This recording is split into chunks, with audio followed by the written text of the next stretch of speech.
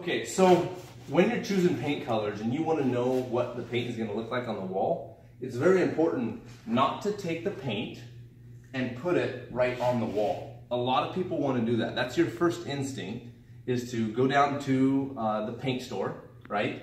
And you get your paint color and you just get a brush and you put it right here. You're putting it at eye level.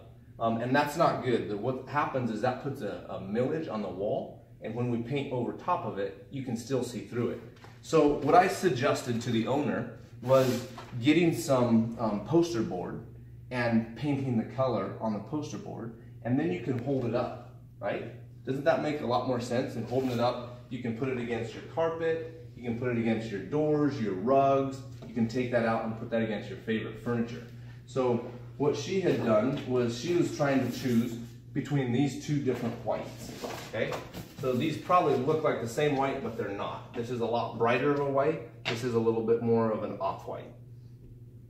So as we move these paint samples in through the different rooms, that's the best way to not affect your wall, because once you put that paint on the wall, it's really hard for us as painters to come through and blend that in, because we've built the millage up on one spot.